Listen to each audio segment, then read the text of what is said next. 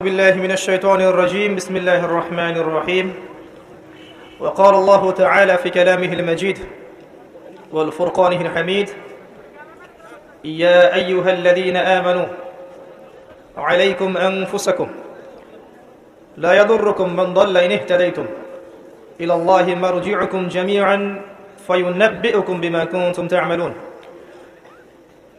وقال الله عز وجل وما آتاكم الرسول فخذوه وما نهاكم عنه فانتهوا وقال الله تعالى ونزلنا عليك الكتاب تبيانا لكل شيء وهدى ورحمة وبشرى للمسلمين صدق الله العظيم وقال رسول الله صلى الله عليه وسلم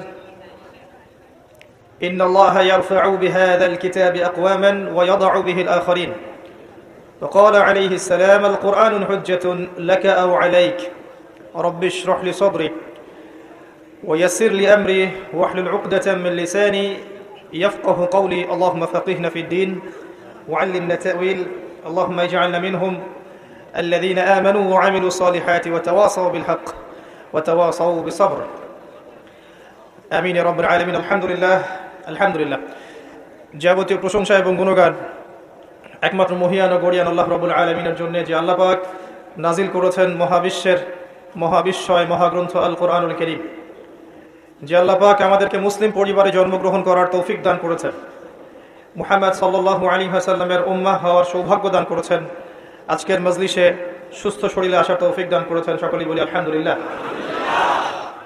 অগণিত অসংখ্য দরুদ এবং সালাত বর্ষিত হোক মহান আল্লাহ প্রেরিত সর্বশেষ নবী এবং চূড়ান্ত নবী মানবতার মুক্তির দূত মুহাম্মদুর রাসূলুল্লাহ সাল্লাল্লাহু আলাইহি ওয়াসাল্লামের প্রতি আমরা সবাই একবার দরুদ শরীফ পড়ি। আল্লাহুম্মা সাল্লি আলা মুহাম্মদ ওয়া আলা আলি মুহাম্মদ কামা সাল্লাইতা আলা ইব্রাহিম ওয়া আলা আলি ইব্রাহিম ইন্নাকা হামিদুম মাজিদ। আল্লাহুম্মা বারিক আলা মুহাম্মদ ওয়া আলা আলি মুহাম্মদ কামা বারাকতা আলা ইব্রাহিম ওয়া আলা আলি ইব্রাহিম ইন্নাকা হামিদুম মাজিদ। সম্মানিত উপস্থিতি, কেমন আছেন আপনারা? আলহামদুলিল্লাহ আলা কুল্লি হাল ওয়া ফি কুল্লি মাকান। আমরা সবাই এখানে কি উদ্দেশ্যে এসেছি? দিনের জ্ঞান শিখবো, শুনবো, জানবো, আমল করবো, এই তো। যে সময়টুকুতে আলোচনা হবে অনুরোধ থাকবে আপোষে কথাবার্তা বলবেন না, মোবাইল ফোনগুলোতে ব্যস্ত হবেন না, ছবি তোলা ভিডিও করাতে বেশি ব্যস্ত হবেন না, আলোচনা নূর নষ্ট হয়ে যাবে। আলোচনা দিলের কান দিয়ে শুনবেন, ইসলাহের নিয়তে শুনবেন, আমলের নিয়তে শুনবেন। আল্লাহ পাক বক্তা এবং শ্রোতা সবাইকে জেনে বুঝে আমল করা তৌফিক এনায়েত করুন, আমিন। আজকের লেকচারে আমাদের সমাজের একটা বড় অংশ, আমাদের মা, আমাদের বোন, আমাদের স্ত্রী এবং কন্যা সন্তান, এই বিষয়গুলো আমি কিছুটা হাইলাইট করার চেষ্টা করবো ইনশাআল্লাহ তাআলা। অনেক অভিযোগ আমার উপরে মহিলাদের যে লেকচারগুলোর মধ্যে তাদেরকে নিয়ে কথা বেশি বলা হয় না। তো আমি চেষ্টা করব আজকে একটা কনস্ট্রাকটিভ আলোচনা করার জন্য। এর মধ্যে আমাদের সমাজের সবচেয়ে বড় একটা অংশ নারী জাতি, তাদের কিছু বিষয় আমি ফুটিয়ে তোলার চেষ্টা করবো ইনশাআল্লাহ তাআলা। ওয়া মা তাওফীকি ইল্লা বিল্লাহ আলাইহি তাওয়াক্কালতু ওয়া ইলাইহি উনীব।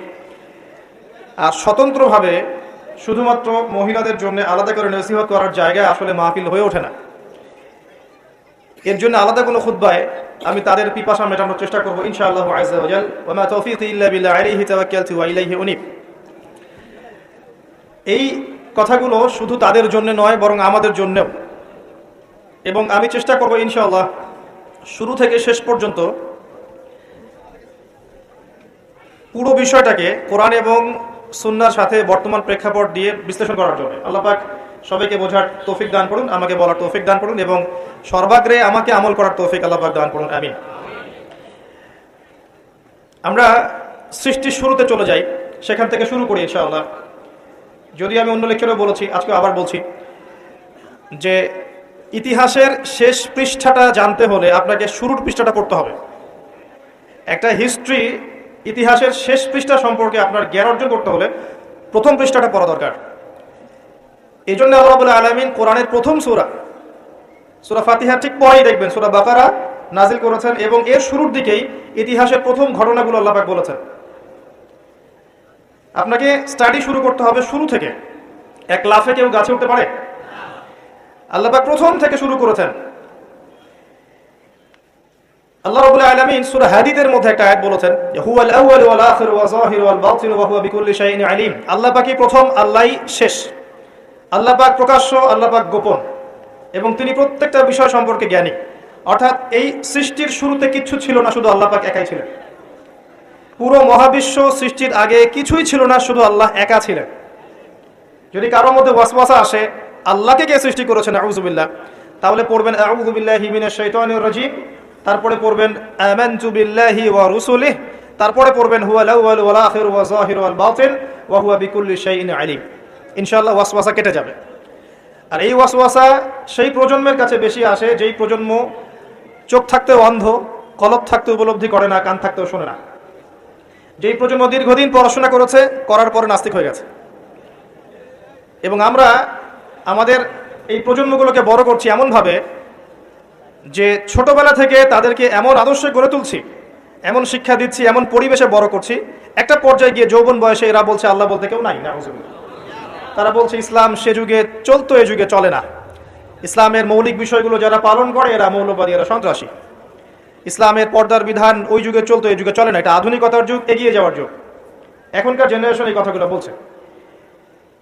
25-30 বছর তারা পড়াশোনা করার পরে ওযু 4টা ফরজ বলতে পারে না, নামাজের আরকান আহকামগুলো বলতে পারে না, যাকাতের নিসাব বলতে পারবে না, রাসূলুল্লাহ সাল্লাল্লাহু আলাইহি ওয়াসাল্লামের সিরাত জীবনী একটা বারও পড়ে দেখেনি।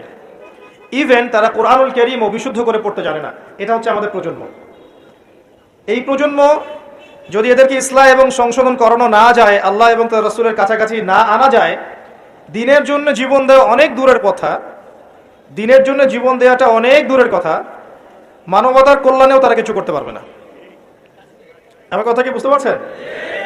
দিনের জন্য জীবন, জান, মাল, সময়, শ্রম বিলিয়ে দেওয়ার তো অনেক উঁচু ঈমানের পরিচয়। সাধারণ যে বিষয়গুলো আছে এগুলোতেই তারা পিছিয়ে পড়বে। আল্লাহ পাক একা ছিলেন, আল্লাহকে কেউ সৃষ্টি করেনি। আল্লাহ পাক সবকিছু সৃষ্টি করেছেন। লাম ইয়ালিদ ওয়া লাম ইউলাদ ওয়া লাম ইয়াকুল লাহু কুফুয়ান আহাদ। 3 বার পড়লে এই সূরা আপনি কোরআন খতমের নেকি পাচ্ছেন। বারবার আমি বলি একটা কথা, কোরআন তেলাওয়াত বাড়িয়ে দিন। দৈনিক অন্তত 5টা পৃষ্ঠা 10টা পৃষ্ঠা করে পড়ুন। কোরআনুল কারীমের তেলাওয়াত আপনার জীবনে বারাকা নিয়ে আসবে, আপনার হায়াতে রিজিকের সময় ইনশাআল্লাহ বরকত নেমে আসবে। বিপদ আপদ বালা মুসিবতে আপনি কম পড়বেন, রোগ ব্যাধি কম হবে ইনশাআল্লাহ। এবং আল কোরআন আপনার পক্ষে সুপারিশ করবে কাল কিয়ামতের মাঠে ইনশাআল্লাহ আযজা ওয়া জাল। তো আল্লাহ রাব্বুল আলামিন এরপরে সৃষ্টি করেছেন আরশে আযীম, এবং আরশে আযীমটা ছিল পানির উপরে। কানা আরশুহু আলাল মা, আল্লাহ পাক বলেছেন। আরশ বহনকারী ফেরেশতাদের বর্ণনা আল্লাহ পাক কোরআনে সূরা হাক্কার মধ্যে দিয়েছেন। 8 জন ফেরেশতা আরশকে বহন করে নিয়ে আসবে। ফেরেশতাদের আকৃতি চিন্তা করুন তাহলে। এখনকার সায়েন্স আপনাকে শিখাবে চোখে যা দেখা যায় তা বিশ্বাস করবেন, পরীক্ষা নিরীক্ষা করে যা সিদ্ধান্তে আসা যায় এটাকে বিশ্বাস করবেন, এর বাইরে জ্ঞানের কোনো অস্তিত্ব নাই। এই কারণেই তারা আল্লাহকে বিশ্বাস করবে না, যেহেতু চাক্ষুষ দেখা যাচ্ছে না।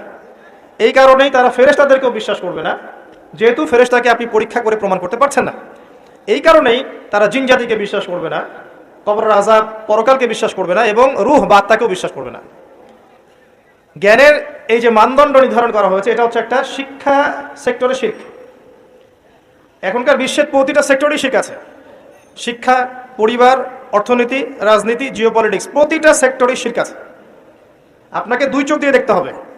খিদির আলাইহিস সালামের মতো, শুধু মূসা আলাইহিস সালামের মতো বাহ্যিক চোখে নয়, কেন নৌকা ফুটা করলেন, কেন বাচ্চাকে হত্যা করলেন, কেন দেয়াল নির্মাণ করলেন, এভাবে নয়, বরং পিছনের কারণ আপনাকে খুঁজতে হবে। নৌকা ফুটা না করলে জলদস্যু নিয়ে যেত, বাচ্চাকে হত্যা না করলে এই বাচ্চা বড় হয়ে কাফের হতো, পিতামাতাকে কাফের বানাতো।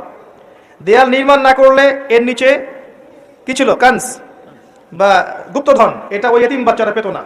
খিদির আলাইহিস সালামের কাছে আল্লাহর আধ্যাত্মিকতা ছিল, আল্লাহর নূর দিয়ে তিনি দেখেছেন।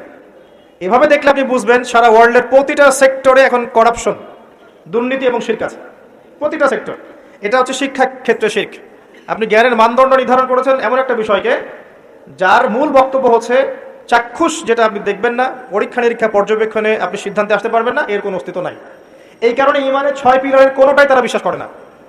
এই পশ্চিমারা এবং যারা এই শিক্ষা দর্শনটা ছড়িয়ে দিয়েছে সারা বিশ্বে, এরা ইমানের 6 পিলারের কোনোটাই বিশ্বাস করে না। করে তারা কি আল্লাহ বিশ্বাস করে? মালায়েকায় বিশ্বাস করে? আসমানি কিতাব সমূহে বিশ্বাস করে? নবী রাসূলগণকে দেখেছে, বিশ্বাস করে? পরকালকে বিশ্বাস করে? তাকদীরকে বিশ্বাস করে? কোনোটাই বিশ্বাস করে না। এটা ইমানের 6 পিলার, যেটা বিশ্বাস না করলে আমাদের ইমান থাকে না। আর আমাদেরকে এগুলো শেখানো হয়েছে যে এগুলোর মধ্য দিয়েই আপনি জ্ঞান লাভ করতে পারেন। এটাকে ফিলোসফির ভাষায় বলে, দর্শনের ভাষায় বলে এপিস্টিমোলজি। কি বলে? এপিস্টিমোলজি বা জ্ঞান তত্ত্ব। মনে রাখবেন, এই জ্ঞান তত্ত্ব দিয়ে তারা বিশ্বকে পরিচালনা করছে। এটা আপনার শিক্ষা দর্শনে শিখ। তাদের দৌড় কতটুকু আমি বলে দিচ্ছি, শুধু আপনি জিজ্ঞাসা করবেন যে excuse me mister science, can you give us the definition of রুহ? সায়েন্স, আপনি কি আমাদেরকে আত্মার সংজ্ঞা দিতে পারবেন? সায়েন্সকে জিজ্ঞাসা করে, হে বিজ্ঞান, তুমি কি আমাদেরকে আত্মার সংজ্ঞা দিতে পারবে? বিজ্ঞানের দৌড় শেষ। আল্লাহ বলেছেন সূরা বনী ইসরাঈলের মধ্যে, ইয়াসআলুনাকা আনির রূহ, তারা তোমাকে আত্মার সংজ্ঞা জিজ্ঞাসা করে। কারা? ইহুদিরা, যারা মদিনায় ছিল। তারা তোমাকে আত্মার সংজ্ঞা জিজ্ঞাসা করে। কুলি রূহু মিন আমরি রব্বি, বলে দাও রূহ, আত্মা হচ্ছে তোমার রবের আদেশ মাত্র। ওয়া মা উতিতু মিনাল ইলমি ইল্লা কলিলা, তোমাদেরকে এই বিষয়ে বেশি জ্ঞান দেওয়া হয়নি, সামান্য জ্ঞান দেওয়া হয়েছে। আপনি জিজ্ঞাসা করবেন মেডিকেল সায়েন্সকে বা সায়েন্টিফিক রেভলিউশনকে, আত্মার সংজ্ঞা কি দিতে পারবে না? যে আত্মার সংজ্ঞা দিতে পারবে না, স্বপ্নের ব্যাখ্যা দিতে পারবে না, ঘুমের সংজ্ঞা দিতে পারে না, যে পরকালের প্রতিটা স্টেজ, কবরের আযাব, মালায়েকা, জান্নাত, জাহান্নাম, মিজান, পুলসিরাত, আমল নামা ছুড়ে দেয়া, তাকদীর, এগুলোর ব্যাখ্যা করতে পারে না, সংজ্ঞা দিতে পারে না, তাকে আপনি জ্ঞানের একমাত্র মানদণ্ড কেমন করে ভাবছেন? যখন আপনি তাকে জ্ঞানের চূড়ান্ত মানদণ্ড ভাবছেন, তখন আপনি শিরক করছেন। এটা জ্ঞানের একটা শাখা হতে পারে, জ্ঞানের চূড়ান্ত মানদণ্ড নয়। সে যা বলবে সেটাই সত্য, যা মিথ্যা বলবে মিথ্যা, এটা চূড়ান্ত নয়। বরং আল্লাহ যেটা বলবেন সেটাই সত্য, রাসূল যেটা বলবেন সেটাই সত্য। আর এই কনসেপ্টটাকে তারা নাম দিয়ে দিবে মৌলবাদী দর্শন। কথা কি বুঝতে পারছেন? আল্লাহ পাক কোরআনে বলেছেন সূরা বাকারা, ওয়া কুলিল হাক্কু মির রাব্বিকুম ফালা তাকুনান্না মিনাল মুমতারিন, হক বা সত্য তোমার রবের পক্ষ থেকে আসে, তুমি সন্দেহবাদীদের অন্তর্ভুক্ত হয়ো না। সূরা কাহফ 29 নম্বর আয়াতে আল্লাহ পাক বলেছেন, ওয়া কুলিল হাক্কু মির রাব্বিকুম ফামান শাআ ফালইউমিন ওয়া মান শাআ ফালইয়াকফুর, হক বা সত্য সেটাই যা তোমার রবের পক্ষ থেকে নাজিল হয়, যার ইচ্ছা হয় সে ঈমান নিয়ে আসুক, যার ইচ্ছা হয় সে অস্বীকার করুক। আমার কথা কি বুঝতে পারছেন? সত্য, জ্ঞান, ন্যায় অন্যায়ের মানদণ্ড, হক বাতিলের মানদণ্ড কার পক্ষ থেকে আসে? নাকি মানুষের মাথা থেকে বের হয়? যে কোনো জ্ঞান, জ্ঞানের যে কোনো শাখা যদি কোরআন এবং সুন্নাহর সাথে মিলে যায়, মানতে কোনো আপত্তি আছে? কোনো আপত্তি আছে? কোনো আপত্তি নাই। কিন্তু জ্ঞানের কোনো শাখা, কোনো তত্ত্ব, কোনো উপাত্ত, কোনো যুক্তি, কোনো দর্শন, কোনো বিজ্ঞান যদি কোরআন এবং সুন্নাহর সাথে না মিলে যায়, আপনি কি মানতে বাধ্য? আপনি কি মানতে বাধ্য? এটা না মানাটাই আপনার জন্য তখন ফরজ। কথা বুঝতে পারছেন? এবার আসেন, আল্লাহ পাক আরশে আজিম সৃষ্টি করেছেন। এই আরশে আজিমের নিচে আল্লাহ পাক 7 শ্রেণীর মানুষকে কিয়ামতের মাঠে ছায়া দিবেন। কয় শ্রেণী? কয় শ্রেণী?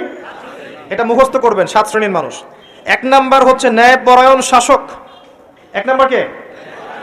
যত মানুষকে আল্লাহ পাক আজকে শাসন ক্ষমতা দিয়েছেন, ছোট ক্ষেত্র থেকে বড় পর্যন্ত, তাদের সবার সামনে 2টা গন্তব্য অপেক্ষা করছে। কয়টা? এর বাইরে কোনো গন্তব্য নাই তাদের জন্য। যে যাকে আল্লাহ পাক যে দায়িত্ব দিয়েছেন, একদম ছোট থেকে শুরু করে, একদম ছোট লেভেল থেকে শুরু করে উঁচু লেভেল পর্যন্ত যাদেরকে আল্লাহ পাক শাসন ক্ষমতা দিয়েছেন, তাদের সামনে 2টা গন্তব্য অপেক্ষা করছে। একটা হচ্ছে তারা ন্যায়পরায়ণ হলে আরশে আজিমের ছায়ায় ছায়া পাবে ইনশাআল্লাহ। যেমন ওমর ইবনুল খাত্তাব, তিনি কি আমিরুল মুমিনিন ছিলেন না? তিনি আরশে আজিমের ছায়ায় ছায়া পাবেন ইনশাআল্লাহ তাআলা। যুলকারনাইন নাম শুনেছেন? কোন সূরায় আছে?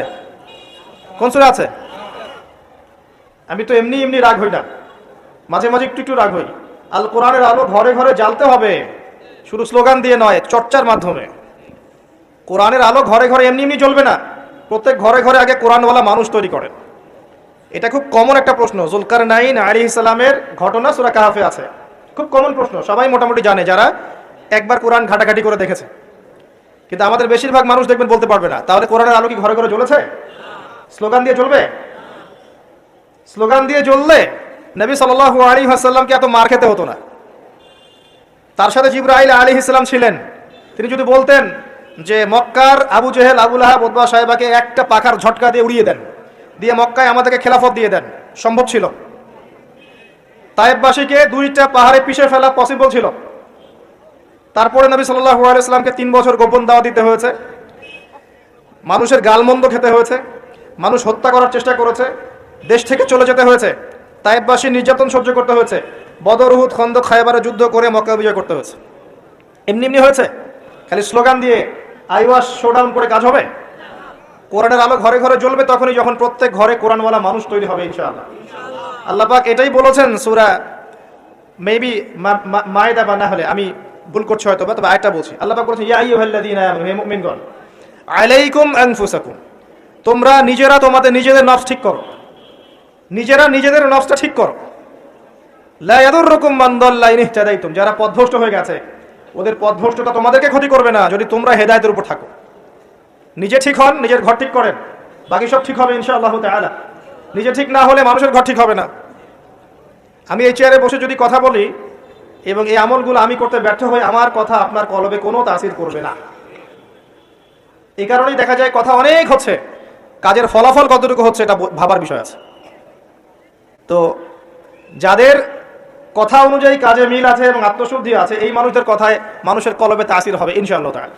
আমরা দোয়া করে আল্লাহ পাক এমন মানুষকে বেশি বেশি এই সব জায়গায় নিয়ে আসুন যাদের মধ্য দিয়ে সমাজ সংস্কার হবে এবং যারা নিজেরাও আত্মশুদ্ধি অর্জন করতে পারবে ইনশাআল্লাহ।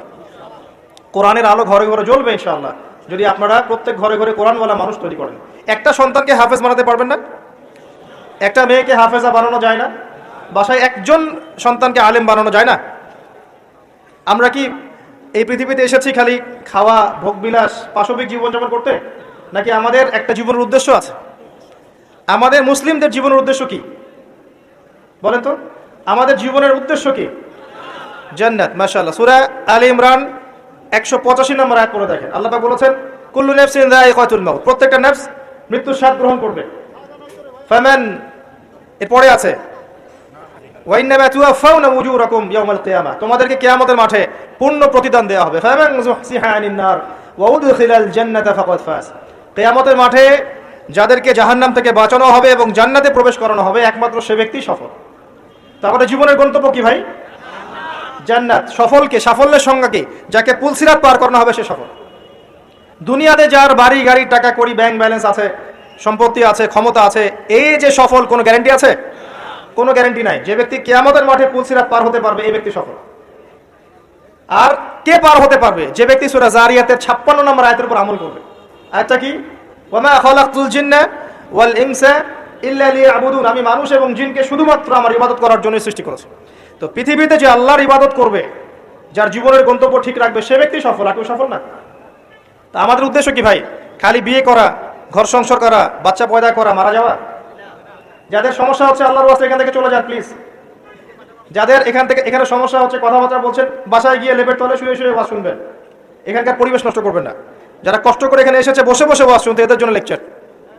সমস্যা হলে বাসায় চলে যান, কম্বলের নিচে শুয়ে শুয়ে লেকচার শোনেন, আর ইউটিউব ফেসবুকে কমেন্ট করে জিহাদ করেন।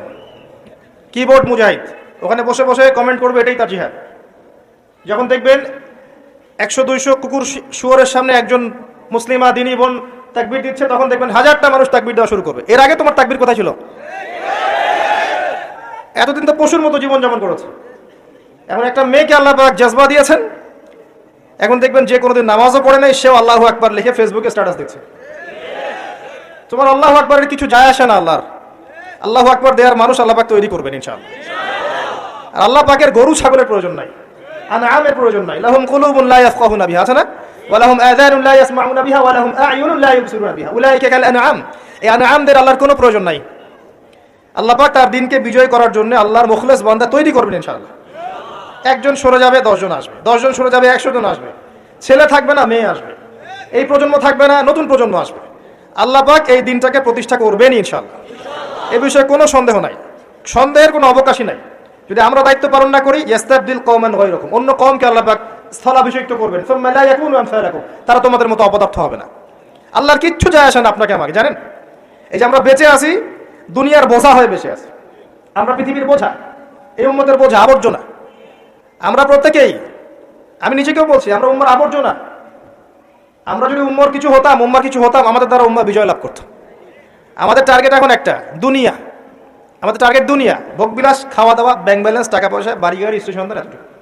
মাঝে মাঝে আমরা জুমার নামাজে আসি, ঈদের নামাজ পড়ি, রমজান মাসে রোজা না রাখলেও তারাবিতে আসি, যাকাত দেই কি না দেই, সদকা একটু করি, বছর বছর হজ উমরা করি, টুপি লাগাই, দাড়ি লাগাই, ব্যাস ভোটের সিজন আসলে আবার ওইটা দিয়ে ভোট চাই।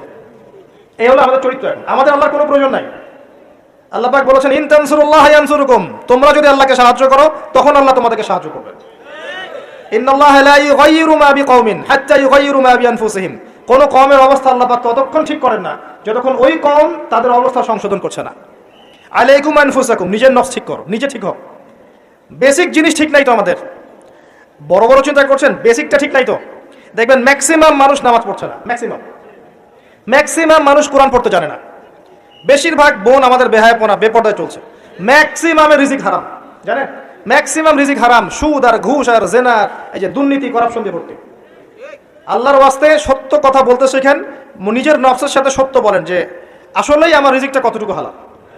সুদবিহীন মানুষ খুঁজে পাওয়া দুষ্কর। এখন সুদ খায় না বা সুদ দেয় না বা সুদের সাক্ষী থাকে না বা লিখে রাখে না বা লোন নেয়নি, এরকম মানুষের সংখ্যা খুব কম। দুই একটা হাতে গোনা পাবেন কিনা আল্লাহ ভালো জানে। একটা গ্রামে যাবেন, প্রত্যন্ত গ্রাম, সেখানে দেখবেন 10টা সুদী এনজিও করে আছে। রিজিক আমাদের হারাম। ম্যাক্সিমাম পরিবারকে গিয়ে দেখেন, পরিবারের মধ্যে পর্দা থাকবে না। ম্যাক্সিমাম পরিবার দেখেন বস্তুবাদী, খালি দুনিয়ার পিছনে ছুটছে। সাংস্কৃতিক অঙ্গনে গিয়ে দেখেন অপসংস্কৃতিতে ভর্তি হয়ে গেছে। যুবকদের দিকে তাকায় দেখেন, ম্যাক্সিমাম মেজরিটি সংখ্যক মাদকের সাথে সম্পৃক্ত। আপনি দেখবেন হয় মাদক, নাহলে গার্লফ্রেন্ড, নাহলে হয়তো গেমস এন্ড স্পোর্টস, নাহলে দেখবেন আপনি মুভিজ দেখছে, পর্নোগ্রাফি দেখছে, হয়তো গাড্ডাবাজি করে, গুন্ডা মাসানি করে সময় নষ্ট করছে। কোনো জীবনে কোনো উদ্দেশ্যই নাই। মানে জীবনযাপন এমনভাবে করছে মানে ও কখনো মরবেই না। মানে ও পরকালের ফিকির তো দূরের কথা, নামাজে ডাকবেন বলবেন প্যান নষ্ট, আমি যাইতে পারি না। ইল্লা মাশাআল্লাহ, এর বাইরে আল্লাহ পাক কিছু মানুষকে তৈরি করেছেন, করবেন এবং করছেন, যাদের জীবনের উদ্দেশ্য জান্নাত, যারা তাওহীদের সাথে শিরককে আপোস করবে না, যারা সুন্নতে থাকবে, বেদাত করবে না, যারা হালাল খাবে, হারামে যাবে না, পরিবারকে ঠিক করে পর্দায় রাখবে, দ্বীনের জ্ঞান অর্জন করবে, প্রচার প্রসার করবে, আগামী প্রজন্ম তৈরি করবে, এবং যাদের মধ্যে আল্লাহর দ্বীনকে প্রতিষ্ঠা করার মুজাহাদা থাকবে। এমন মানুষ আছে, ছিল, ভবিষ্যতে আসবে, তাদের সংখ্যা নিতান্তই কম হবে। কিন্তু তাদের জন্য একটা সুসংবাদ আছে, সেটা হচ্ছে কাম মিন ফিআতিন কালিলা গালাবাত ফিআতান কাসীরা বিইذنিল্লাহ। আল্লাহ পাক বলেছেন কত ছোট ছোট সম্প্রদায় ছিল যারা বড় বড় কওমের উপর বিজয় লাভ করেছে। আগামীতে যখন ইসলামের বিজয় হবে সারা বিশ্বব্যাপী, তখন দেখবেন মুসলিমদের সংখ্যা খুব কম থাকবে। আল্লাহ পাক সব গরু ছাগলগুলোকে শেষ করে ফেলবেন। কিভাবে? এই যে মহামারী দিয়ে শেষ করতে পারেন, অথবা দেখবেন এই যে জালেমের শাসন দিয়ে শেষ করতে পারেন, দেখবেন মুসলিমদের মধ্যে ক্রন্দন লাগিয়ে শেষ করতে পারেন, বা যখন আল্লাহ এবং তার রাসূলকে ভুলে যাবে বহিঃশত্রুদেরকে চাপিয়ে দিয়ে আল্লাহ শেষ করে দিতে পারেন। আল্লাহর কোনো প্রয়োজন নাই গরু ছাগলের। এবং এখন আমি নিজে এবং আমরা অনেকেই এই গরু ছাগলের মতো জীবনযাপন করছি। আল্লাহ পাক আমাদেরকে বোঝার তৌফিক দান করুন। জীবনের একটা উদ্দেশ্য থাকতে হবে, যে আমার জীবনের উদ্দেশ্য দিন শেখা, বোঝা, প্রচার প্রসার করা, প্রতিষ্ঠার চেষ্টা করা। তখন কি আপনি পুরো জীবনের নেকি পাবেন। জীবনে তাওহীদ থাকতে হবে, সুন্নাত থাকতে হবে, তখন পুরো জীবনের প্রতিটা কাজ ইবাদত হবে। তার আগে নয়। প্রতিটা কাজ করতে হবে আল্লাহর সন্তুষ্টির জন্য, তার রাসূলের তরিকায়, এবং আপনার এই আমলগুলো কবুল হবে তখনই যখন রিজিকটা হালাল হবে। অহেতুক শুধুমাত্র প্রটেস্ট্যান্ট ভার্সনে ইসলাম পালন করে খুব একটা ফায়দা নাই। সুবিধা যতটুকু সুবিধা পালন করলাম, যখন সুবিধা নাই পালন করলাম না, যেটা করলে কোনো সমস্যা নাই করলাম, খাওয়ার পরে মিষ্টি খাইলে কোনো প্রবলেম নাই খাচ্ছি, মধু খাচ্ছি, ঠিক আছে। কিন্তু এমন কিছু কথা বললে সমস্যা বলবো না, কাজ করলে সমস্যা করবো না, ঠিক আছে। আপনি দেখবেন নামাজে পাক্কা মুসল্লি, কপালে সেজদার দাগ আছে, অর্থনৈতিক জীবনে পাক্কা সুদখোর, কারণ সুদ ছাড়লে চাকরি থাকে না। বাস্তবতা এমন ভাই, বাস্তবতা খুব কঠিন এবং বাস্তবতা খুবই খারাপ। বাস্তবতা হচ্ছে আমাদের নৈতিক অবস্থা এখন খুব খারাপ। এই জন্য প্রাইমারি লেভেলের কাজগুলো বেশি বেশি করা দরকার এখন।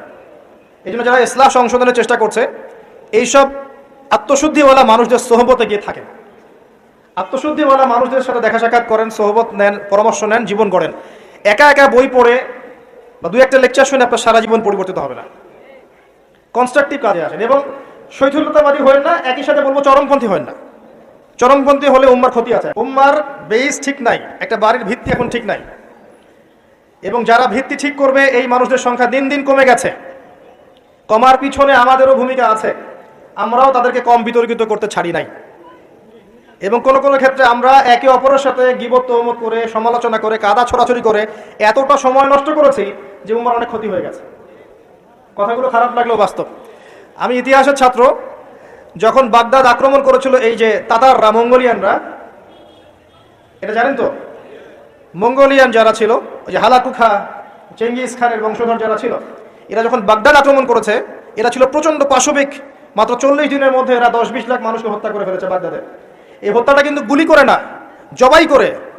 10-20 লাখ মানুষকে জবাই করে হত্যা করা চারটাখানি কথা না। কি পরিমাণে হিংস্র ছিল চিন্তা করেন।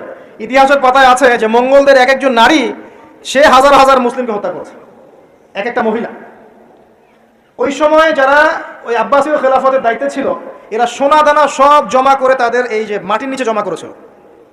আর ওদের লিডার, মঙ্গোলিয়ানদের লিডার যখন এই বাদশাকে গলায় দড়ি দিয়ে শেষরায় নিয়ে যাচ্ছে সবার সামনে, তখন তাকে বলছে তোমাদের সম্পদগুলো কোথায়।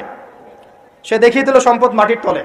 তখন সে ওই যে হালাকু খার যে বংশধর লিডার, সে সোনাদানাগুলো বের করে এই বাদশার মুখের মধ্যে ঠোসানো শুরু করলো।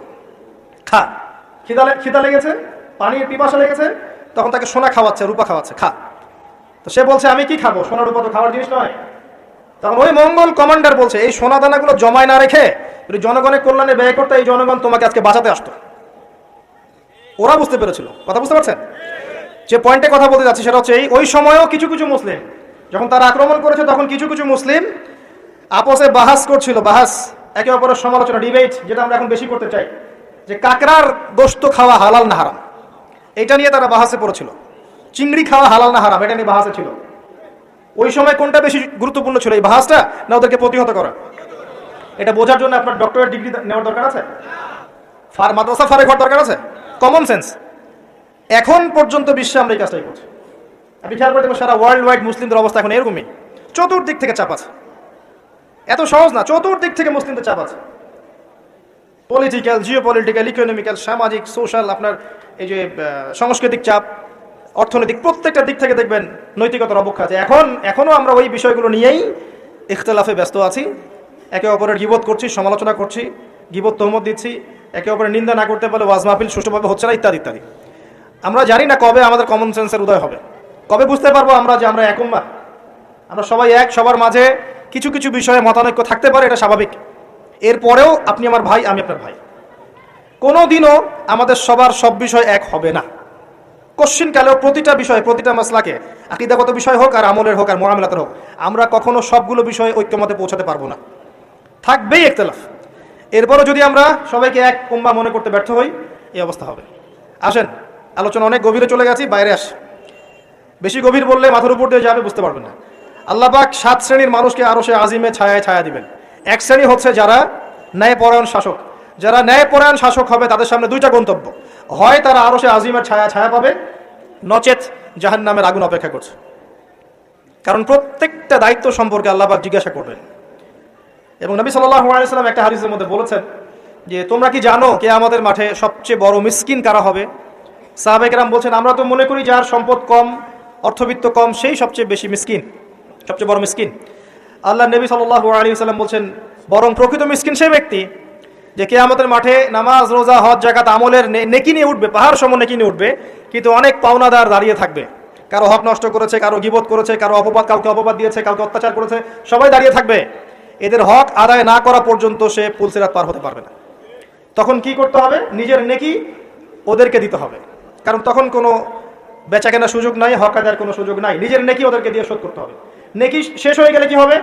অন্যের গুনাহ তার আমল নামায় আসবে, পরে দেখা যাবে ওই ব্যক্তি জান্নাতে চলে গেছে আর এই ব্যক্তি পাহাড় সমান নেকি নিয়েও জাহান্নামে চলে গেছে। অতএব দায়িত্ব যারা পালন করবেন তাদেরকে খুব সতর্ক সাবধান থাকতে হবে যে আপনার দ্বারা কল্যাণ ছাড়া যেন অকল্যাণ না হয়। আল্লাহ পাক তৌফিক এনায়েত করুন।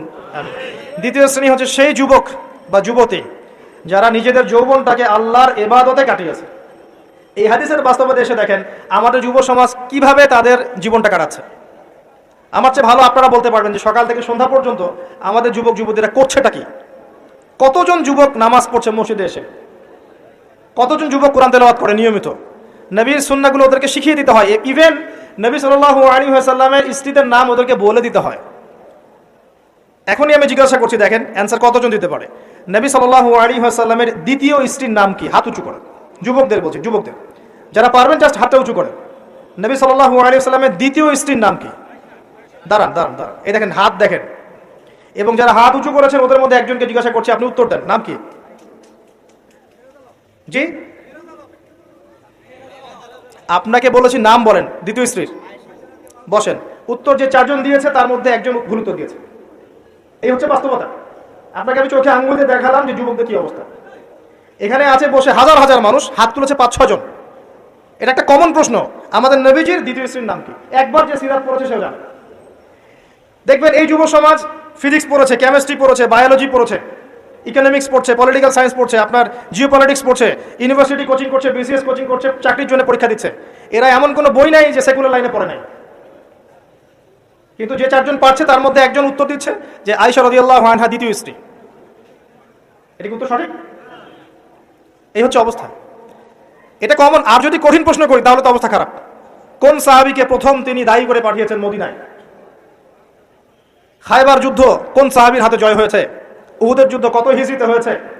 বদর যুদ্ধে কতজন মুসলিম শাহাদাত বরণ করেছে? আপনার মোতার যুদ্ধে কার হাতে 9টা তলোয়ার ভেঙেছে? হুনাইনের যুদ্ধে মুসলিমদের কি অবস্থা হয়েছে? হুনাইনের যুদ্ধের কথা কোন সূরার মধ্যে বলা আছে? একটু কঠিন প্রশ্ন করলে তো অবস্থা খারাপ। আমি করে লজ্জিত করতে চাচ্ছি না, এই জন্য প্রশ্নগুলো করলাম না।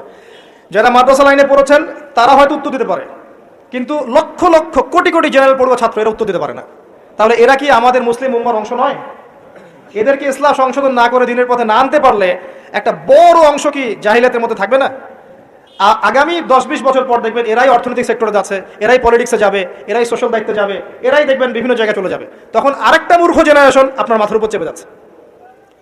এরপরে যে জেনারেশন আসছে, আমাদের সন্তান, আমার মেয়ে, আপনার ছেলে, এদের অবস্থাটা কি হবে আল্লাহ ভালো জানে, যদি এখন থেকে এদেরকে আমরা সঠিকভাবে মানুষ করতে ব্যর্থ হই। এটা বাস্তবতা। অথচ আল্লাহ পাক আরশে আজিমের ছায়া দিবেন ওই যুবক যুবতীদেরকে যারা তাদের যৌবনকালটাকে আল্লাহর পথে কাটাবে। আর কিয়ামতের মাঠে যে অতিরিক্ত 5টা প্রশ্ন হবে তার মধ্যে একটা হচ্ছে তোমার যৌবনকাল কোন পথে ব্যয় করেছে। আর আল্লাহ পাকের কাছে একজন বৃদ্ধ মানুষের ইবাদতে চাইতে যুবকদের ইবাদত যে কত বেশি প্রিয় এটা আমি বোঝাতে পারবো না। আল্লাহ পাক অবাক হয়ে যান সেই যুবককে দেখে যার প্রবৃত্তির তাড়না নাই, সে আল্লাহ দ্বীনের পথে ছুটছে। এই যুবককে দেখে আল্লাহ পাক অবাক হয়ে যান এবং তার দোয়া যেভাবে কবুল হবে, একজন মানুষ যার পা কবরে অলরেডি চলে গেছে তার দোয়া কি সেভাবে কবুল হবে? দুজন ইবাদত সমান। এই বয়সে আপনি অনেক কিছু করতে পারেন। আপনি চাইলে এখন বড় সন্ত্রাসী হতে পারবেন, বড় জেনাকারী হতে পারবেন, আপনি চাইলে টিকটক সেলিব্রিটি হতে পারবেন, আপনি চাইলে এখন আরো খারাপ লাগে যে মাদক সেবন করতে পারবেন, 30-40টা গার্লফ্রেন্ড চেঞ্জ করতে পারবেন, আপনাকে কেউ বাধা দিবে না। আপনি চাইলে 1-2 হাজার টাকা দিয়ে জেনা করতে পারবেন, উন্মুক্ত সব আপনার জন্য। ইভেন এখন আপনি চাইলে মদও খেতে পারবেন, লাইসেন্স দিয়ে আছে, আপনি করতে পারবেন। এই সময়টা আল্লাহ পাক দেখতে চান আপনি কি করেন। যদি এই সময়টা আপনি আল্লাহর দিকে ফিরে আসেন, আপনি কোরআনের দিকে ফিরে আসেন, সুন্নত অনুযায়ী জীবন যাপন করেন, আপনার জন্য অপেক্ষা করছে জান্নাত। কি চান আপনি সিদ্ধান্ত নেন। শুরুটা হবে অধঃপতনের মেয়েরই অধঃপতন শুরু হবে। মেয়ের সাথে ফ্রি মিক্সিং, প্রেমের সম্পর্ক হয়ে যাবে, এরপর দেখবেন জেনা করে ফেলেছে, তারপর ব্রেকআপ, দুজন হতাশ, কেউ আত্মহত্যা করবে, অথবা কেউ দেখবেন পাইকারি জেনাকার হয়েছে বা রেপিস্ট হয়েছে বা মাদক সেবন করছে বা মিউজিক শুনছে, আস্তে আস্তে আস্তে আস্তে শেষ, লাইফটা শেষ, ক্র্যাশ। এভাবে যুব সমাজ নষ্ট হচ্ছে। অনেক সময় দেখবেন পড়াশোনা করছে, কোনো কারণে রেজাল্ট ভালো হয় নাই, আত্মহত্যা করে বসে আছে। ডে বাই ডে যুব সমাজের সাইকোলজি মেলই হয়ে যাচ্ছে। আমাদের যারা ওস্তাদ সাহেবরা আছেন বৃদ্ধ প্রবীণ, তাদের যে গাম্ভীর্য আছে, ব্যক্তিত্ব আছে, গলার ভয়েস, কথা বলার অ্যাটিটিউড, ব্যক্তিত্ব, চলাফেরা, এগুলো এখনকার যুবকদের মধ্যে পাওয়া যায় না। আমার কথা ভালো করে মিলাই দেখেন, এখনকার যুবকদের মধ্যে মেয়েলই স্বভাব আছে, কথা বলবে মেয়েদের মতো, অ্যাটিটিউড কেমন জানি মেয়ে অ্যাটিটিউড, লাজুক ভাব, মেয়ে অ্যাটিটিউড, কোনো মানে একটা গায়রত নাই, সৌর্যবীর্য নাই, ফিজিক্যালিও দুর্বল, মানসিকভাবে দুর্বল, শারীরিকভাবে দুর্বল। একটা পাক লাগাই দেন মাঠে দৌড়াইতে, শেষ। 20 বছর 25 বছরে ভুড়ি হয়ে বসে আছে, গায়ে শক্তি নাই, ইভেন খেলাধুলাও করে না, মেশেও না মানুষের সাথে, সামাজিকও না। দেখবেন কেমন জানি আনসোশ্যাল, সারাদিন অনলাইনে পড়ে আছে বা গেমস খেলছে, ইন্টারনেট ঘাটাঘাটি করছে, রাতের বেলা সারা রাত নগ্ন ছবি দেখছে, সারা রাত। এত ভালো সাজার কারণ নাই। এগুলোতে ম্যাক্সিমামই আসক্ত, ম্যাক্সিমাম।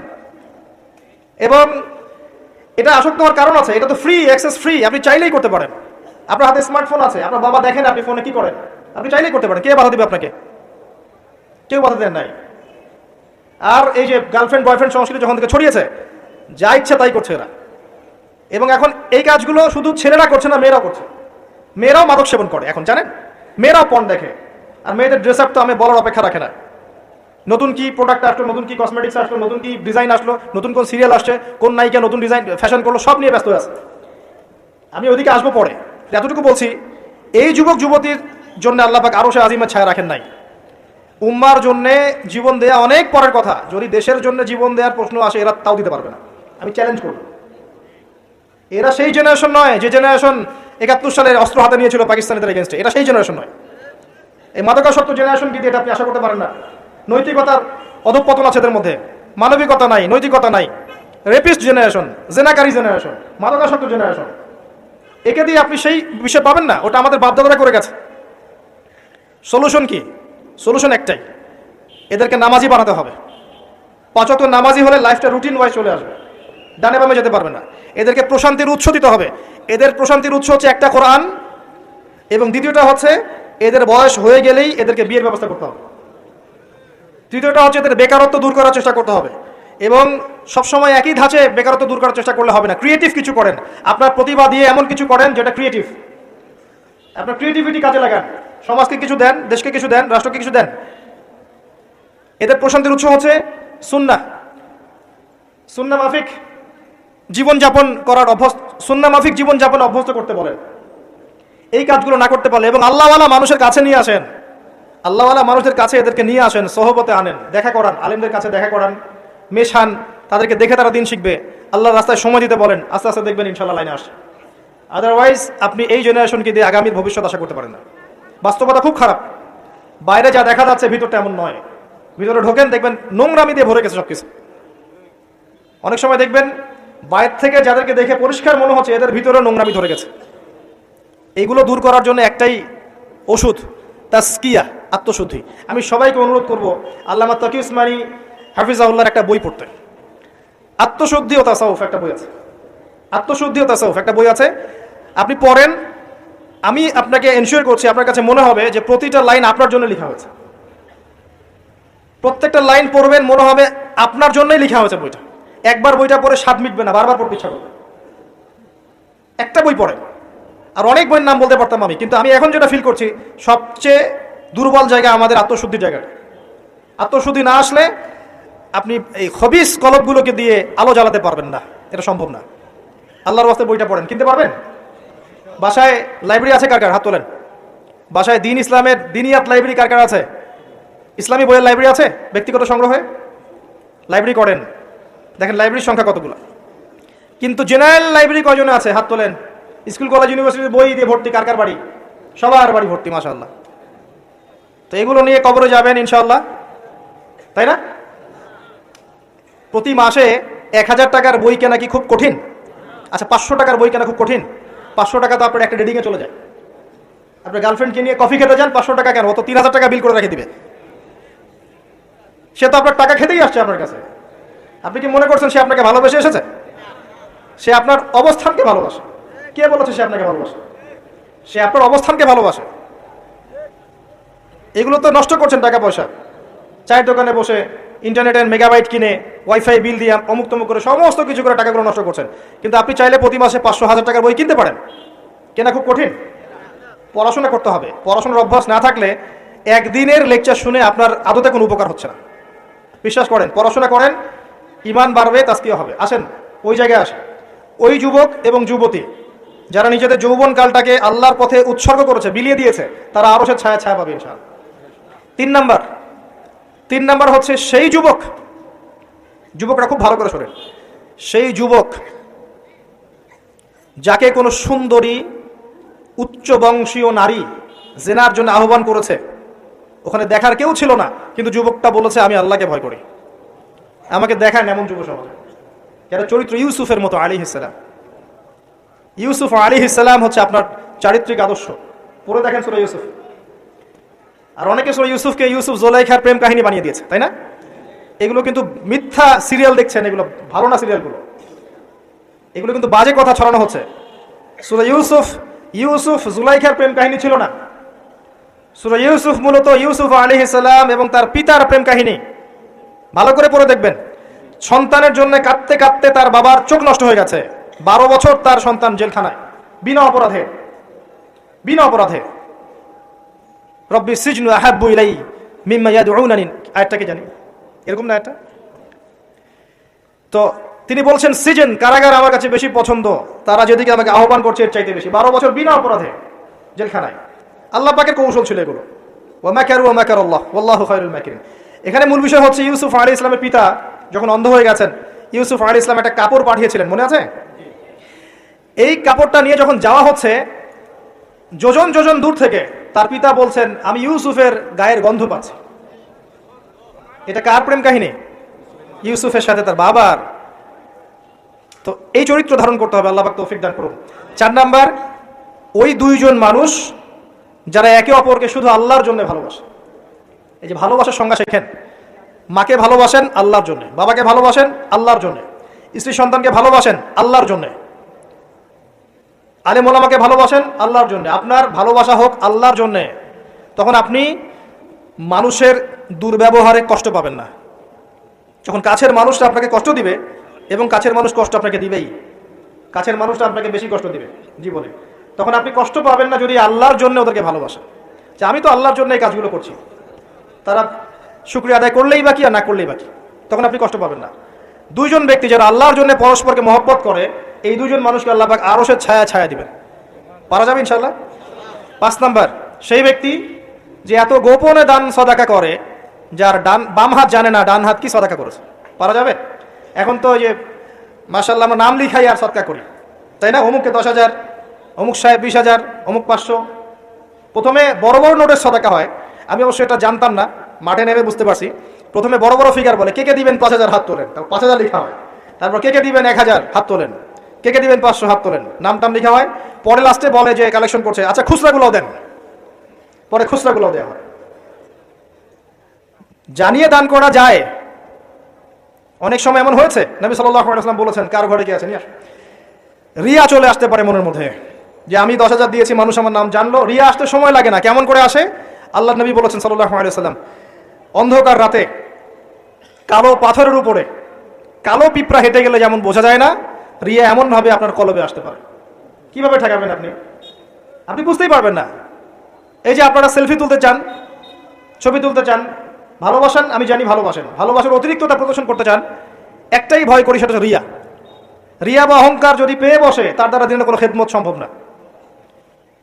আলেমদেরকে নিয়ে, বক্তাদেরকে নিয়ে, দায়ীদেরকে নিয়ে, আল্লাহর পথের যারা মুজাহিদা করে, এদেরকে নিয়ে অতিরিক্ত মাত্রায় বাড়াবাড়ি করবেন না। আল্লাহর ওয়াস্তে অতিরিক্ত মাত্রায় বাড়াবাড়ি করবেন না। যত বেশি করবেন তত তাদের প্রতি মানুষের চোখ লাগবে, এবং চোখ লাগা সত্য, তত তাদের ভিতরে রিয়া আসতে পারে, অহংকার আসতে পারে। কারণ আমরা অত্যন্ত দুর্বল ইমানের মানুষ। আমরা যারা এই যুগে বসবাস করছি সবাই খুবই দুর্বল ইমানের মানুষ। এই জন্য রিয়া অহংকারের সুযোগ দিয়ে না। মুসাফা করেন, ওকে ফাইন, ছবি টবির সংস্কৃতি বাদ দিয়ে দেন, আমি বারবার নিষেধ করি, তারপরেও আপনার এই কাজগুলো করেন। এতে কোনো ফায়দা নাই, ক্ষতি ছাড়া কোনো উপকার নাই, ক্ষতি ছাড়া কোনো উপকার নাই। এমনকি বিনা কারণে যারা চিত্র অঙ্কন করে বা ছবি তৈরি করে, এদেরকে শাস্তি দেওয়া হবে। হাদিস আছে, ওলামায়ে কেরামকে জিজ্ঞাসা করেন, প্রাণ সঞ্চার করতে বলা হবে, যে এর মধ্যে প্রাণ ঢুকাও। এটা আমাদের সংস্কৃতি না তো। মূর্তি, ছবি, ভাস্কর্য বা যে উপাসনাগুলো করা, এগুলো আমাদের সংস্কৃতি নয়, এগুলো অন্য কালচার থেকে এসেছে। আমাদের সংস্কৃতি হচ্ছে আমল গোপন করে ফেলা, নিজেকে হাইড করা, গোপন করে রাখা। আল্লাহ পাক বোঝার তৌফিক দেখ তরুণ প্রজন্মকে। মনে কষ্ট নিবেন না, এটা বাস্তবতা। এগুলো করলে আমাদের মনের মধ্যে রিয়া অহংকার চলে আসে। আল্লাহর ওয়াস্তে আমাদেরকে মুখলেসভাবে দিনের পথে কাজ করতে দেন। শান্ত থাকেন, এত আবেগী হয় না, এত অতি উৎসাহী হয় না, শান্ত থাকেন, রিল্যাক্স থাকেন। দিনের বিজয় একদিনে এক তাকবীরে হবে না, একদিনে দিনের বিজয় হবে না। আস্তে আস্তে আস্তে আস্তে দিন এগিয়ে যাবে ইনশাআল্লাহ। আল্লাহ পাকের একটা সুন্নাহ, আল্লাহ পাকের একটা চিরন্তন সুন্নাহ হচ্ছে, হুটহাট কিছু আল্লাহ পাক করেন না। দিন থেকে রাত হয় কি ধাপ করে হয়? আস্তে আস্তে আস্তে আস্তে রাত হয়, খেয়াল করে দেখেছেন? তারপরে যখন দিন হবে, রাত আস্তে আস্তে কেটে যাবে, দিন আস্তে আস্তে আসবে। ধাপ করে সূর্যোদয় হয়? হয় না। এটা আল্লাহর সুন্নাহ, একবারে কিছু হয় না। আপনি অসুস্থ হয়েছেন, দেখবেন আস্তে আস্তে সুস্থ হবেন, খেয়াল করে দেখেন। আবার আপনি আস্তে আস্তে অসুস্থ হবেন, ধাপ করে হবেন না। আল্লাহ পাকের সুন্নাহ আছে। দিনের বিজয় নবী সাল্লাল্লাহু আলাইহি ওয়াসাল্লাম 23 বছর সময় লেগেছে। ধীরে ধীরে স্টেপ বাই স্টেপ হবে। অতএব অতি উৎসাহী হবেন না, অতি আবেগী হবেন না, কনস্ট্রাকটিভ কাজ করেন, মাথা ঠান্ডা রাখেন, অতি আবেগী হবেন না, রিল্যাক্স থাকেন, আস্তে আস্তে দিনের কাজ করেন, ইনশাআল্লাহ দিন এগিয়ে যাবে ইনশাআল্লাহ। বেশি বেশি মানুষকে দেখাতে যায়েন না। আমার কথা শোনেন, আজকে বাংলাদেশে কয়জন কাদিয়ানি হয়েছে, কয়জন খ্রিস্টান হয়েছে, আপনি কি জেনেছেন? যারা করেছে ওরা কি ফেসবুকে স্ট্যাটাস দিয়েছে, ছবি দিয়েছে, আজকে অমুককে খ্রিস্টান বানালাম, দেখেন, দিয়েছে? যদি দিত তাদের কাজে তারা এখন সফল হতো না। যদি ওরা শুরু থেকে এই কাজগুলো করতো, তাদের কাজে তারা এত সফল হতো না। এখন দেখবেন কয়দিন পর কাদিয়ানীদের কনফারেন্স হবে, দেখে নিন। কয়দিন পর দেখবেন যারা খ্রিস্টান হচ্ছে তারা প্রকাশ্যে সমাবেশ করবে, প্রকাশ্যে মানুষ শিয়া হয়ে যাচ্ছে, কত কি হয়ে যাচ্ছে। আপনার খবরই নাই। প্রত্যন্ত অঞ্চলগুলো ঘুরে আসে, দেখেন এগুলো দিয়ে ভর্তি হয়ে গেছে। গলায় যে রশি, এটা অলরেডি পরিয়ে টান দেওয়া শেষ, আর আমরা পরে আছি শোডাউন নিয়ে, ছবি তোলা, আপলোড দেওয়া, ভিডিও করা, এই করা। আমরা এত আবেগী কেন ভাই? যারা প্র্যাকটিক্যালি কাজ করছে ওরা এত আবেগ দিয়ে কাজ করছে না, প্র্যাকটিক্যালি কাজ করছে। দেখেন মাঠে ময়দানে কাজ করে শেষ করে ফেলছে। বিশ্বাস হচ্ছে না কথা? আপনি উত্তরবঙ্গ ঘুরে আসেন, গিয়ে দেখেন, পার্বত্য অঞ্চল ঘুরে আসেন, দেখেন। আর আমরা পড়ে আছি আইওয়া শোডাউনে। একটা লেকচার দিলে মনে হয় যে সারা জগতের মানুষকে জানাতে না পারলে ভালো লাগে না। গাড়ি থেকে নামবো, সারা দেশের মানুষ দেখুক আমি গাড়ি থেকে নামছি, ঠিক আছে? একজন ভাইকে পেয়েছি, সেলফি ফেসবুক তুলে, মানে একাকার অবস্থা, দেখুক সারা দেশের মানুষ যে উনি এসেছে স্টেজে। এতে করে উম্মার উপকার যতটুকু না করলেন, ক্ষতি করে ফেলেছেন। এটা আপনারা বুঝতে পারছেন না। যাই হোক, আমি আশাও ছেড়ে দিয়েছি অনেক অংশে যে আপনারা বুঝবেন। বিশ্বাস করেন, মন থেকে অনেকটা আশাও ছেড়ে দিয়েছি যে আপনারা বুঝবেন। মাঝে মাঝে অবস্থা আমার এমন হয়ে যাচ্ছে। তারপরে দোয়া করি আল্লাহ পাক সবার মধ্যে সদ্বুদ্ধির উদ্ভব ঘটাক, আপনাদেরকে স্মার্ট মুসলিম হওয়ার তৌফিক দান করুন। ভিতরে ভিতরে আপনি আত্মশুদ্ধি অর্জন করেন, ব্যক্তি জীবনটা শুদ্ধ করেন, পরিবার ঠিক করেন, পড়াশোনা করেন, হালাল রিজিকের দিকে ফোকাস করেন, আলেম ওলামা সোহবতে যান, দিন শেখান, চর্চা করেন, প্রচার করেন। আস্তে আস্তে দিন আগাবে ইনশাআল্লাহ তাআলা। আল্লাহ পাক কি বলেছেন? ইউরিদুনা লিইউতফিউ নূরাল্লাহ, তারা চায় আল্লাহর নূরকে, আল্লাহর নূর মানে এখানে ইসলাম, একে মুখের ফুৎকার দিয়ে নিভিয়ে ফেলতে। কিন্তু আল্লাহু ইউতিম্মু নূরাহু ওয়ালাউ কারিহাল কাফিরুন, আল্লাহ পাক তার নূরকে প্রজ্বলিত করবেন যদিও কাফেররা তা পছন্দ করবে না। হুয়াল্লাযী আরসালা রাসূলাহু বিল হুদা ওয়া দীনিল হক লিইয়ুযহিরাহু আলা দীনি কুল্লিহি, তিনি সে আল্লাহ যিনি তার রাসূলকে পাঠিয়েছেন দ্বীনে হক সহ এবং হেদায়েত সহ, যাতে করে ইসলাম অন্য সমস্ত দ্বীনের উপর বিজয়ী হতে পারে। ওয়ালাউ কারিহাল মুশরিকুন, যদিও মুশরিকরা এটা পছন্দ করবে না। এটা আল্লাহ পাক করবেন। কখন করবেন? যখন আপনি আপনার কাজ দায়িত্ব পালন করবেন। ইন তানসুরুল্লাহ ইয়ানসুরুকুম, আর যদি আমরা আল্লাহকে ভুলে যাই, নাসুল্লাহ ফানাসিয়াহুম, আমরা ভুলে গেলে আল্লাহ ভুলে যাবেন। আল্লাহ তো ওয়াদা করেছেন যে আনতুমুল আলাউনা ইন কুনতুম মুমিনিন, তোমরা যদি মুমিন হতে পারো আল্লাহ তোমাদেরকে বিজয় দিবেন। ওয়ালা তাহিনু ওয়ালা তাহজানু, হীনমনা হয় না, দুশ্চিন্তাও করো না। আল্লাহ তো ওয়াদা করেছেন। দুই ব্যক্তি নিজে পরস্পরকে আল্লাহর সন্তুষ্টির জন্য ভালোবাসে, আরো সে আজিমে ছায়া পাবে। গোপনে দান ফারাত করে, আরো সে আজিমে ছায়া পাবে। 6 নম্বর কে? 6 নম্বর কে?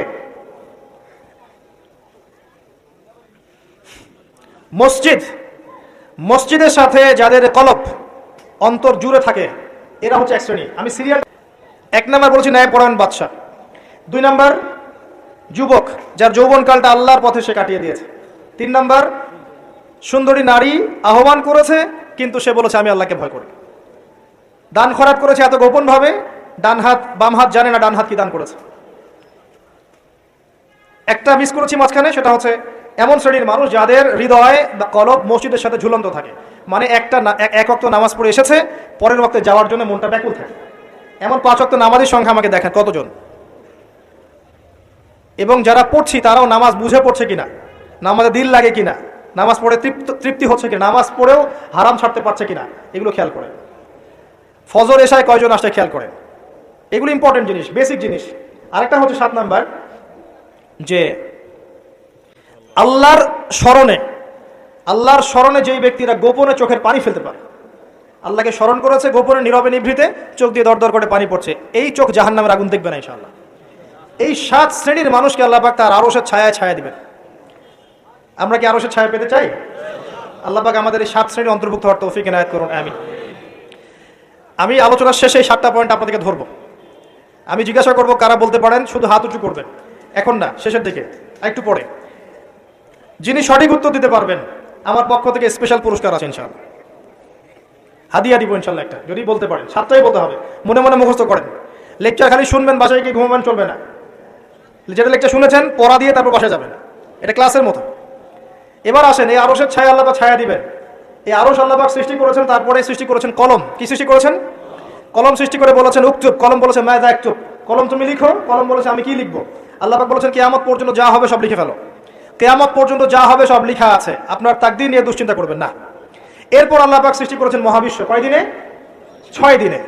হুয়াল্লাযী খালাকাস সামাওয়াতি ওয়াল আরদা ফি 6 আইয়াম, 6 দিনে আল্লাহ পাক মহাবিশ্ব সৃষ্টি করেছেন। সুম্মা ইসতাওয়া আলাল আরশ, এরপর আরশে আজিমে সমাসীন হয়েছেন। এরপরে শুনেন, আল্লাহ পাক দীর্ঘদিন পর্যন্ত মানুষ সৃষ্টি করেননি। হাল আতা আলাল ইনসানি হিনুম মিনাদ দাহর লাম ইয়াকুন শাইআন মাযকুরা, এমন একটা সময় চলে গেছে যে মানুষ কোনো আলোচ্য বিষয় ছিল না। পরে আল্লাহ পাক সৃষ্টি করেছেন মানুষকে, ওয়া ইয ক্বালা রাব্বুকা লিল মালাইকা ইন্নী জাইলুন ফিল আরদি খলিফা, খলিফা করে পাঠিয়েছেন। খলিফা করে পাঠিয়েছেন, খলিফা কে এটা একটা বুঝতে হবে। খলিফা দাউদ আলাইহিস সালামকে বলা হয়েছে। আল্লাহ পাক সূরা সাদে বলেছেন, ইয়া দাউদ, হে দাউদ, ইন্না জাআলনাকা খলিফাতান ফিল আরদ, আমি তোমাকে পৃথিবীতে খলিফা করে পাঠিয়েছি। তোমার কাজ কি? তোমার কাজ হচ্ছে ফাহকুম